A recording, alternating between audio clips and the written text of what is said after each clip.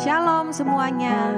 Kembali malam hari ini kita mau bersama-sama memuji memuliakan nama Tuhan. Sebelum kita beristirahat, mari sebelum kita mulai kita mau berdoa. Terima kasih Tuhan Yesus. Kami mengucap syukur buat hari ini Tuhan. Tuhan sudah pimpin jalannya hari ini dari pagi sampai dengan malam hari ini. Semuanya berjalan dengan baik. Tuhan, biarlah semuanya yang kami lakukan hari ini Tuhan boleh menyenangkan hati Tuhan. Kami rindu kehidupan kami boleh senantiasa menyukakan hati Engkau. Terima kasih Tuhan Yesus. Malam hari ini kami mau sama-sama menaikkan syukur kami. Kami bersyukur bahwa Tuhan masih beri kami kesempatan hingga hari ini. Kami bersyukur Tuhan masih percayakan banyak hal dalam hidup kami. Kami bersyukur setiap hari kami masih diberi kesempatan melihat perbuatan Tuhan yang ajaib, yang luar biasa, yang tiada duanya. Terima kasih Tuhan Yesus. Terima kasih Tuhan. Terimalah setiap pujian kami, persembahan kami, yang lahir dari hati kami, sebagai ungkapan syukur kami di hadapan Tuhan. Terima kasih Bapa. Terima kasih buat segalanya. Mengasihi-Mu Tuhan. Terima kasih Tuhan Yesus. Dalam nama Tuhan Yesus Kristus, kami telah berdoa dan mengucap syukur. Haleluya. Amin. Terima kasih Tuhan. Haleluya. Kau sungguh indah tiada taranya.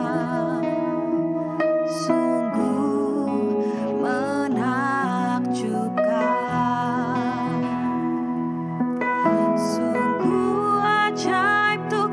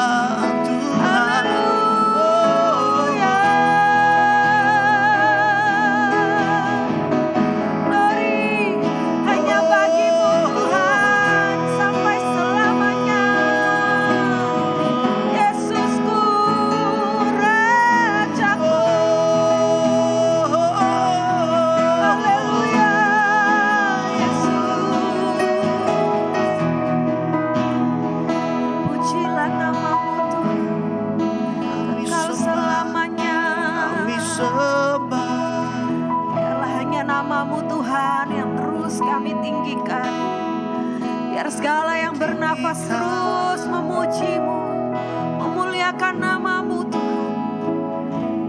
Sebab hanya Engkau yang layak, Engkau yang berkuasa Tuhan. Engkau mulia, Engkau Rajaku, Engkau penguasa bumi ini, Engkau penguasa dunia ini Tuhan. Engkau berkuasa atas segalanya. Segala yang bernafas, segala yang ada boleh sujud, bertelut kepadamu. Selamanya hanya Engkau yang layak Tuhan. Sungguh luar biasa Engkau, pencipta segalanya, mengatur segalanya. Engkau yang menetapkan setiap masa, Engkau yang mengatur segala zaman, segala ciptaan. Semuanya ada dalam kendali-Mu Tuhan. Oleh sebab itu kami percaya tidak ada sesuatu pun yang sukar di hadapan Tuhan, yang sulit untuk Engkau lakukan. Segala sesuatunya mungkin bagi-Mu Tuhan, dan bagi kami yang percaya kepadamu. Terima kasih Tuhan, kami mengucap syukur buat kehadiran-Mu dalam hidup kami. Tuhan Yesus, malam hari ini berbicaralah buat setiap kami Tuhan. Kami rindu mendengar firman-Mu. Kau mengurapi hamba-Mu Tuhan. Kami percaya segala sesuatu yang disampaikan semuanya adalah isi hati Tuhan buat setiap kami. Terima kasih Bapa. Dalam nama Tuhan Yesus Kristus kami telah berdoa dan mengucap syukur. Haleluya. Amin. Ya, shalom, selamat malam Bapak Ibu. Sama-sama malam hari ini kita akan merenungkan kebenaran firman Tuhan kembali, yang terambil di dalam Lukas pasal yang ke-12 ayat 22 sampai 23. Beginilah bunyi firman Tuhan. Yesus berkata kepada murid-muridnya, "Karena itu aku berkata kepadamu, janganlah khawatir akan hidupmu, akan apa yang hendak kamu makan, dan janganlah khawatir pula akan tubuhmu, akan apa yang hendak kamu pakai. Sebab hidup itu lebih penting daripada makanan, dan tubuh itu lebih penting daripada pakaian." Ya, perikop ayat ini sebenarnya kalau kita mau teliti dengan baik cukup membingungkan sebenarnya bagaimana firman ini mengatakan bahwa hidup itu lebih penting daripada makanan dan minuman, dari pakaian dan sebagainya. Sementara kita tahu bahwa orang yang hidup pasti memerlukan makanan. Bagaimana mungkin orang bisa hidup tanpa makan? Ada sebuah pertanyaan mungkin dalam diri kita masing-masing saat kita membaca ayat ini. Penegasan untuk ayat ini memang akan mengajak kita kepada sebuah hal yang sedikit berbeda. Bagaimana Tuhan ingin fokus kepada sesuatu yang lebih esensial, lebih penting lagi. Kita tahu bahwa hidup ini adalah ciptaan Tuhan. Tuhan yang memberi hidup. Tidak ada hal yang bisa memberikan kita hidup selain Tuhan. Dengan kata lain, sebenarnya penekanan dari ayat ini adalah bagaimana ingin menekankan bahwa Tuhan itu lebih penting sebagai pemberi hidup. Tuhan itu adalah pribadi yang memberi hidup untuk setiap kita. Terkadang kita terlalu fokus dengan apa yang menjadi pemberian Tuhan di dalam hidup kita dibanding dengan si pemberinya.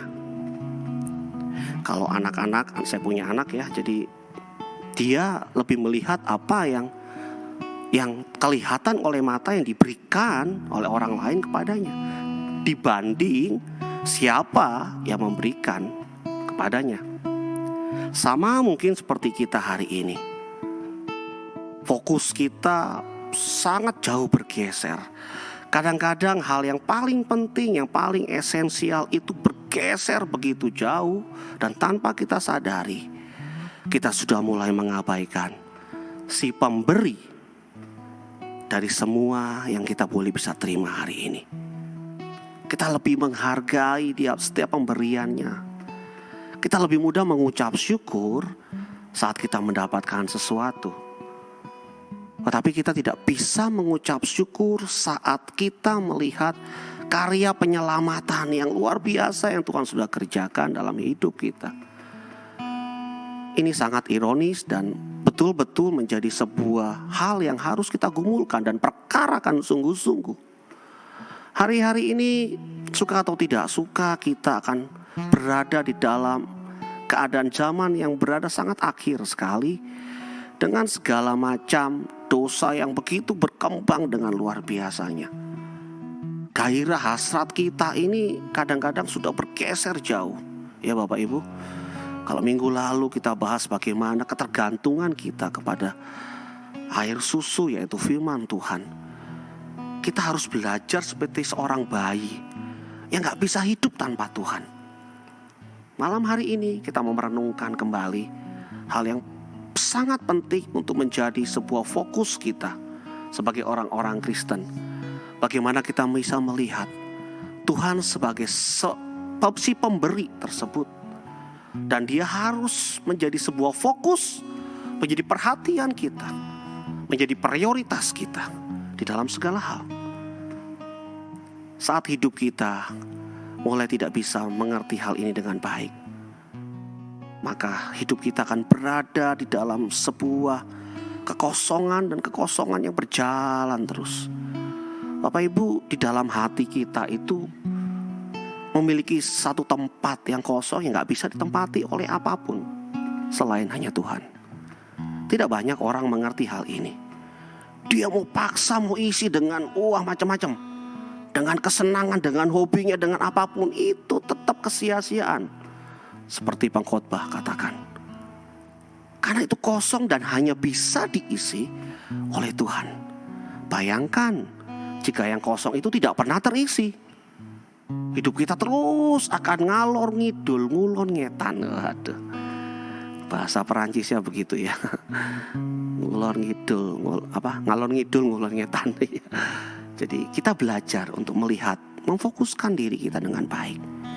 Kita bisa melihat bahwa hal yang kosong ini adalah milik Tuhan. Tempat yang kosong ini yang tidak bisa diisi oleh apapun ini punya Tuhan.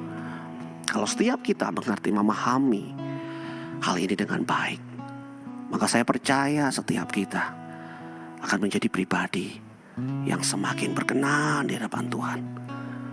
Kalau beberapa waktu yang lalu saya katakan bahwa cara Tuhan bekerja itu, pertama dia menyelamatkan kita. God work for us, melalui keselamatan. God work in us, dia bekerja di dalam kita. Dan saatnya tiba,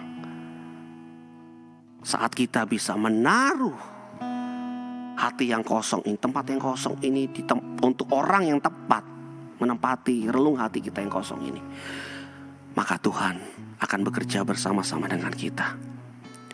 Tuhan akan bekerja melalui hidup kita. Kita tidak hanya kelihatan suci, kelihatan benar saat kita berada di gereja saja. Bapak Ibu, ini percuma gitu ya kalau kita cuma hanya bisa kelihatan baik, pakai baju putih gitu ya, dasi putih, semuanya putih.